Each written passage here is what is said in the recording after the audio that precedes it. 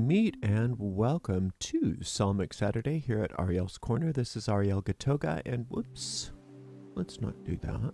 Oh, while I'm here, let's turn off this meditation music. Let's see, where am I? Where is it? There we go. Thank you for joining us here at Ariel's Corner. This is Psalmic Saturday, and we are streaming live on YouTube. Moderating today for us on YouTube are the lovely Dre and the lovely Honey Paw. Thank you so much, moderators, and thank you so much to everyone for joining us today. We are going to have a premiere at 11 a.m. in just over 40 minutes. I hope you can join us for that. You can hang out to the end of the exit music, and it should dump you onto the watch page or a link to the watch page. Or you can just go right on over to Ariel's, Ariel Gatoga, I think it's Ariel Gatoga channel. Is it Ariel Gatoga? Yeah. And please make sure you like the video, subscribe to the channel, and hit the notification bell. When you hit that notification bell, make sure you choose all notifications, and then you'll always know when we're live or when we have a premiere or a recent upload. Our website is located at arielscorner.com, arielscorner.com, and we have a shop at arielscornershop.com. We have a podcast hub at arielspodcasts.com. And we do have a free booklet on how to work Psalm magic that you can download anytime you like if you haven't done so already. And you can find that by going to arielgatoga.com/psalmbook, arielgatoga.com/psalmbook. Yay. Let's see, we have a chat thread going on here, so please chat amongst yourselves. If you have any questions for me personally, you can put them right in that chat thread, and I will do my best to get to them before the end of the stream. This isn't a super long psalm, so we should have time. Let me get some air going on in here. It just got really hot in here. Hang on a second. Last thing we need is me getting more tired. Train of thought needs to stay focused. Let's see. I think that's it for the announcements, unless I've forgotten something. Oh, yes. Discord server and Facebook group. So if you want to be part of our community and you haven't done so yet, you can join our Discord server and or our private Facebook group, and you can find links to those and all of our social media on the bottom of any page on our main website, arielscorner.com, arielscorner.com. Alrighty, let's get to our psalm.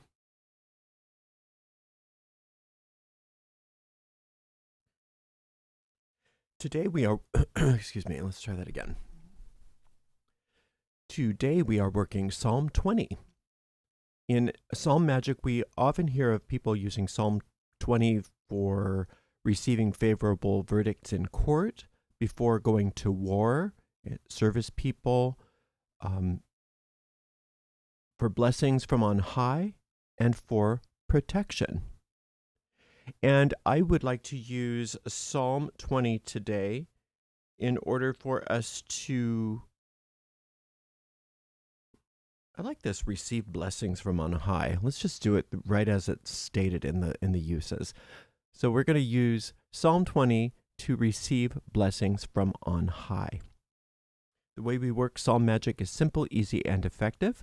We recite the entire psalm out loud once, all the way through without stopping. Then we go back through for step two. For step two, we go back through that psalm and we take it one verse at a time, and we search for hidden meanings within each verse. And we just do our best. It doesn't matter if you're perfect at any of this. You just do your best, and it's the effort of uncovering and digging for those meanings that actually take those meanings, and we see them as seeds, as magic seeds. And those magic seeds get planted in the depths of our mind, which we see as fertile ground. And then those seeds take root, they grow, they blossom forth, and they bear real fruit after their kinds in our physical world. And that's exactly what we're going to do right now with Psalm number 20. So think about the kind of blessing you desire. What part of your life needs a blessing from on high? And just keep that in mind as we go through this psalm. Okay, that's not going to be my favorite thing. Let's see.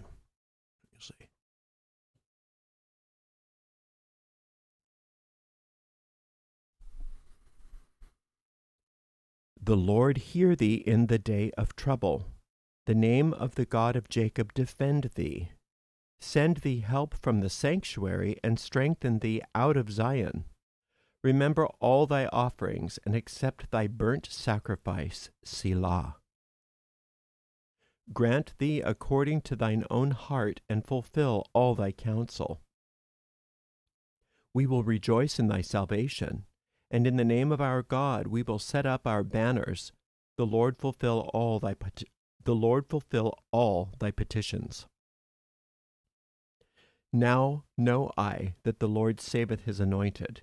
He will hear him from his holy heaven with the saving strength of his right hand. Some trust in chariots, and some in horses, but we will remember the name of the Lord our God.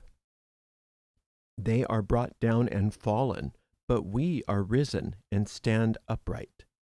Save, Lord, let the King hear us when we call. This is yet another psalm that has to do with a king. And it's important to recognize for us, when we work magic in the Psalms, that we must take all aspects of the psalm personally. So you are the king being spoken of here in this psalm.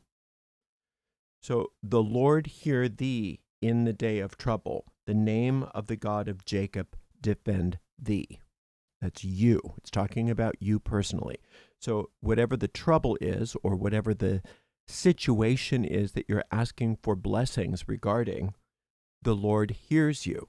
Now, who's the Lord? It's important that we always orient ourselves to this power, to this Lord in the Psalms. The Lord is not something that is, well, the Lord can be seen in several ways. If you're a religious person and you're reading the Psalms as a supplication, the tendency will be to think of the Lord as something away, far away, distinct and separate from you, and that if you do it right, if you pray correctly, you might get help. But from a magical perspective, we don't see it that way. We see the Lord as being the one source, the one power, the one substance in all of the universe. There is only oneness. And each of us are an extension, a personal extension of that force. And in that way, we are each the holy child of the infinite. And so as such, you are a king or a queen. You are a holy monarch. Think about how just even the British monarchy, because that's the most contemporary monarchy that most of us are familiar with, there's an understanding that the monarchy is a representative of God. So whether or not you believe that in terms of the British monarchy, it's an understanding of what you are as a monarch. You are an extension of God. You are a royal representative of the infinite in your life. And so, of course, you deserve to get the help that you require. And it says that the Lord hears you in the day of trouble or in the day of need. The name of the God of Jacob defend thee. So Jacob is also you. And Jacob, the God of Jacob is the God that loves you no matter what. I always like to use Jacob as an example of a flawed individual that God said, I don't care. I'll overlook all of your flaws, everything that you've done, and I will still bless you. I will still bless you no matter what. No matter what. And as a result of that blessing, Jacob prospered, and Jacob overcame Jacob's character flaws. Not in spite of the blessing that Jacob received in that story, but because of that blessing, Jacob overcame so many of those problems that he had. So the same is true for you. The name of the God of Jacob defends you. Now, the name of God defending you is so important. The name of something is its nature. And so the qualities of the infinite are the things that are solving this problem, giving you this blessing, overcoming this problem, whatever it is that you've brought to the psalm. So think about your problem for a moment and think about what is the quality of the divine that addresses that. So let's say your problem is money. So you've come here, I need a financial blessing. What's the name of God that addresses financial issues? Infinite abundance, infinite prosperity. Right? If you're sick and you've come to the psalm because of an illness, infinite life, perfect life. The life principle itself, infinite health. These are the names of God. These are the names of the Lord. So think in terms of what quality of the infinite is addressing your specific situation, because the name of the God of Jacob is defending you, is healing you, is righting whatever this is. Send thee help from the sanctuary and strengthen thee out of Zion. Zion is that holy temple on top of a holy hill. And that's a symbol for the meeting place where you and the infinite are one. Like we said, if you conceive of yourself as an extension of the infinite, think of the sun and a beam of light coming out of the sun. You as that beam of light are a perfect representation, a perfect extension, an individuation of that force. Well, where the beam of light and the sun meet, that's what is called Zion. So that's the highest, most exalted part of you as an individual, where you and the infinite are one. So out of that place is where the help comes. Out of that sanctuary is where your blessing comes from. Okay, so let's look at this in another way too.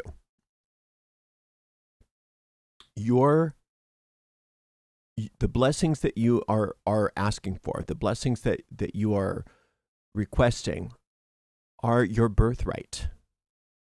You're not asking for a favor because you don't deserve it. You're asking for that which is your birthright. Of course you have the right to shine as a beam of light from the infinite. Of course that's what the infinite wants for you.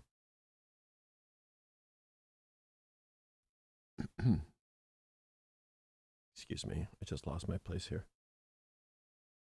So when you're getting help sent from Zion, when you're getting help sent from the sanctuary, you're getting help sent from the source. And what could the help be? Now, in reality, a sunbeam doesn't need anything. A sunbeam has everything it needs. It's only in the realm of a nightmare where the sunbeam is believing that it's separate from the sun is there any trouble. And so that's why it feels as though help has to come to you from on high, because you believe that you're lower and that the infinite is higher, because that's how you perceive things now, because you don't live in the real world. None of us do. We live in an illusion. So from the point of view of this illusion, we have to get blessings and help from somewhere else. But the reality is that help comes to you from within you. Think of the New Testament when Jesus was trying to re-educate all these people about what heaven is. The kingdom of heaven they all thought was up in the sky, far, far away. And Jesus kept saying, no, it's in you. You have it all within you. You don't have to go anywhere for this. You don't have to go anywhere for your blessings. And this is the same thing. Remember all thy offerings and accept thy burnt sacrifice, Selah. So the sacrifices and the offerings that we give. So what are your burnt offerings? What are your sacrifices? When we say sacrifices in this context, we're not thinking about what you have to give up. We're thinking about what are your gifts. In other words, you can't receive something without giving first. It's just a law here. In Zion, in the invisible world, in heaven, in the celestial realms, in the realm of truth, giving and receiving happen simultaneously. But here, it seems to happen one after the other. But you can't receive unless you give. It's as if you going around with your lungs full of air, holding your breath, saying, why can't I get any more air? Why can't I get any more air? It's because you have to let go. You have to, and then you can breathe in more air. You can breathe in fresh air. You have to give in order to receive. And what you give, according to this psalm, which is alluding to many other it's alluding to many other times in the Psalms where it talks about sacrifices. Your sacrifices must be worthy. You must give from your heart. You must give freely.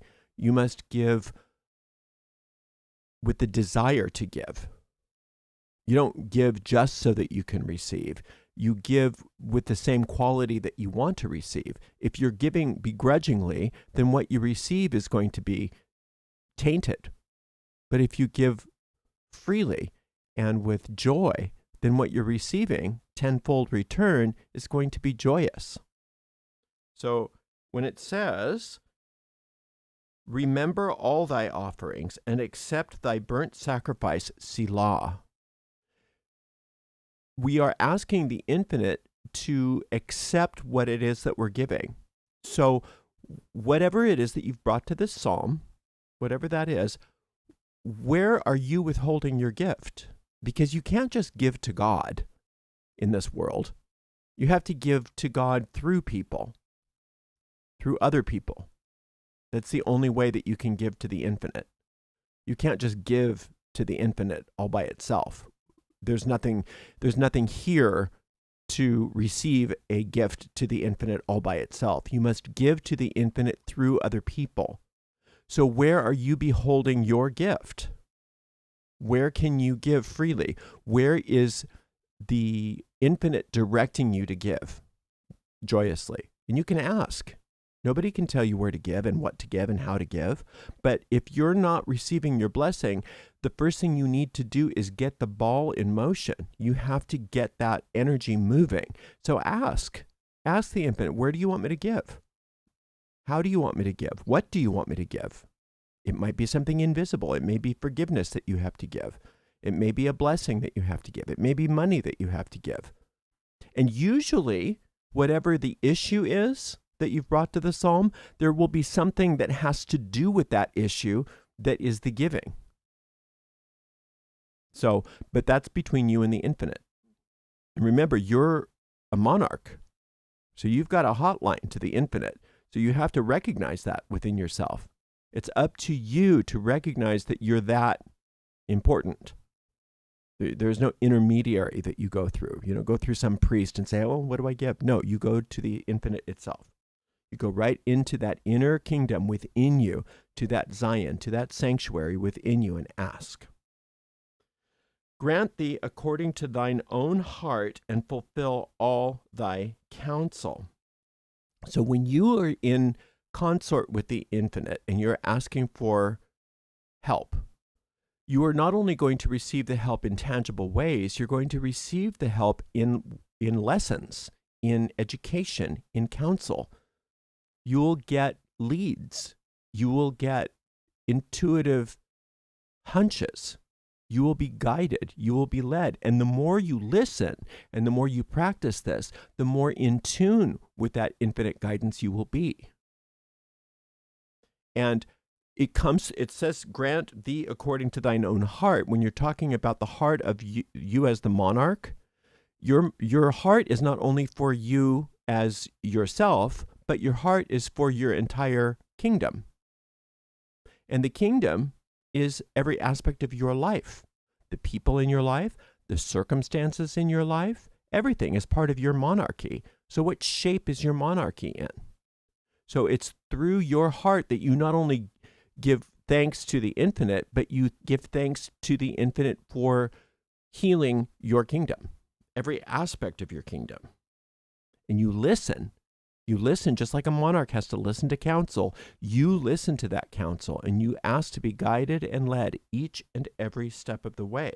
We will rejoice in thy salvation, and in the name of our God we will set up our banners. Let's do that again. We will rejoice in thy salvation, and in the name of our God we will set up our banners. The Lord fulfill all thy petitions. Not just a couple, all of thy petitions. Whatever you want, you can have. Everything you want, you can have. But what you have to understand is that you have you have to want rightly. You have to want something from your heart. You have to want something that is real, not just some addictive response, not just some desire of the ego. You have to want from your heart. It says, we will rejoice in thy salvation. So you rejoice in the solving of this. You rejoice in the receiving of this blessing right now.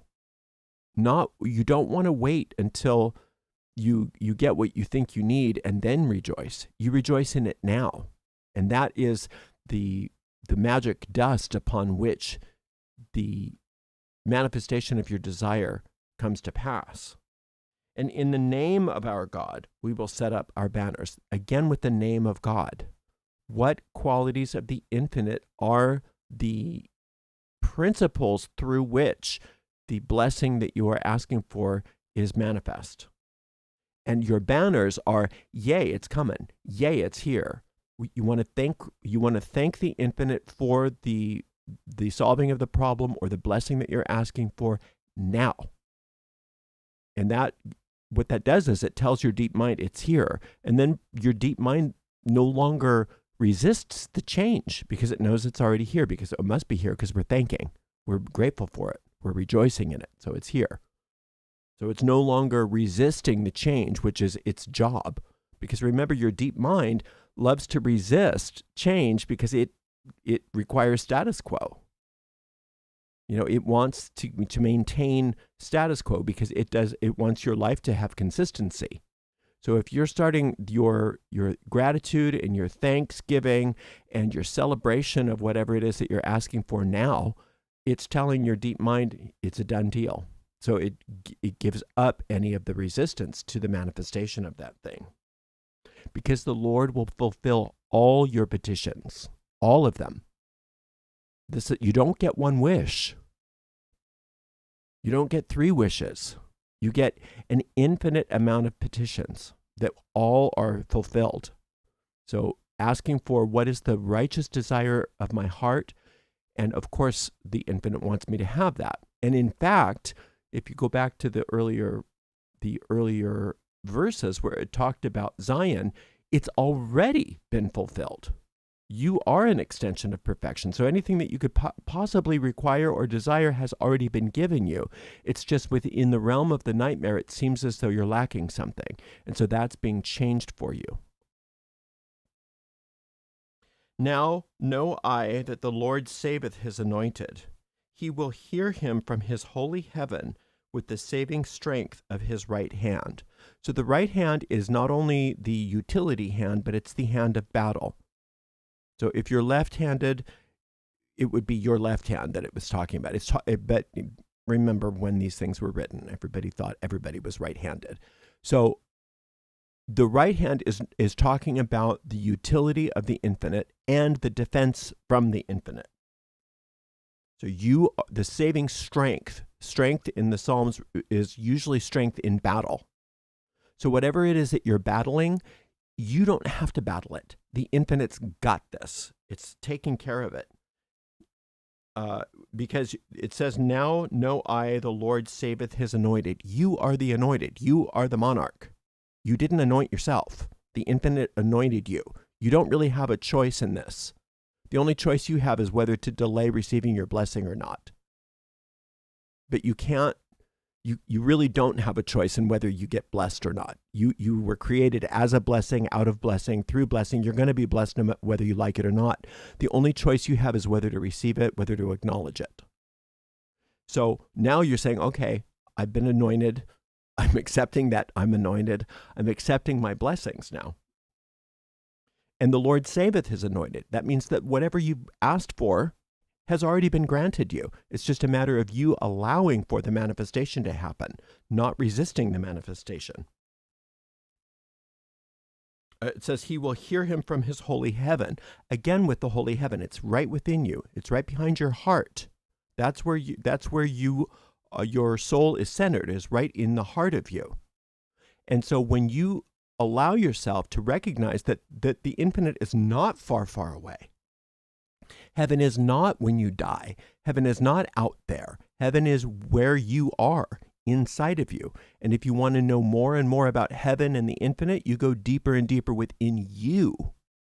The more you understand, the more you become acquainted with, the more you become at one with this so-called heaven, this so-called Zion, and this so-called Lord.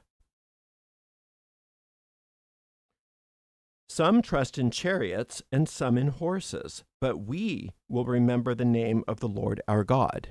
Okay, now it's a we and them sort of thing. Think of the we and them sort of thing not as about you versus other poor sinners that don't know what they're talking about. That's not a very magical way of looking at this. A magical way of looking at this is we being the truth and them being the lie. We being the soul and them being the ego. So the ego will trust in chariots and horses, but we, the soul, know that we don't need those things. And if we need those things will come to us as a result of the infinite's will through us. We have to do nothing but relax into the blessing that we've asked for and receive it, and everything will be taken care of for us. They are brought down and fallen, but we are risen and stand upright. The ego mind does fall. That's why evil always destroys itself. It's not that it's being punished. It's just that whenever you have something that's not true and the light is shined on it, it dissolves, just like the darkness in a room dissolves when you turn on the light. No lie can stand up to scrutiny, and scrutiny meaning the truth, the light of truth. So they are brought down and fallen. Anything that's not real or true about yourself is brought down and fallen. That is the ego mind. But we, meaning you, are risen and stand upright. And the reason you're risen and stand upright is not because you were downfallen and downtrodden before, but you believed you were. You believed you were. You believed you were a little nothing. You believed that you were sick. You believed that you deserved poverty. You believed that you deserved abuse, whatever those things are. And so within the realm of the human storyline, yes, you were downtrodden. So within the realm of the human storyline, you're going to rise up. And that's wonderful. But you rise up within the realm of the human storyline because you recognize, I never fell. I never fell. I believed I did. I had all kinds of evidence to support the idea that I fell. But I've always been beloved. I've always been a ray of pure light from a central sun. I've always been immensely powerful. I've always been at one with my source. This has never been anything other than that. There's never been any moment of time or point of space where I have not been the holy anointed child of the infinite. And so the idea that we went through all these experiences that tried to prove to us that that wasn't true, at first it can be a bit of a sting. At first you can really resent that, but then that just pulls you back into that storyline. So now you are recognizing within the realm of the storyline, in this place that I'm asking for a blessing, it's going to happen. It's happening as we speak, actually. And I'm grateful that it's happening. But the reason it's happening is because it's reflecting a truth that's always been there. And I'm no longer allowing my mind to resist that truth or to tell me lies that I then project onto the screen of space, which is what I've been doing.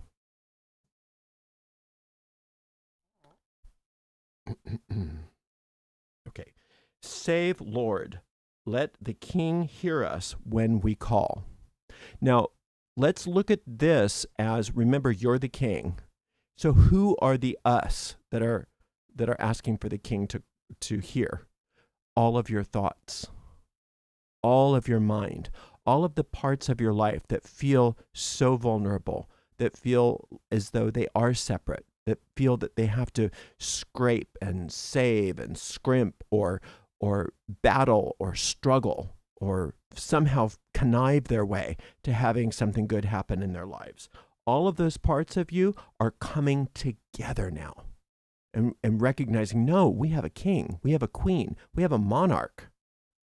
And that's you. That's the you that's connected to the infinite. And so it's calling all the calling all the forces together within you to work as a oneness, as a unit.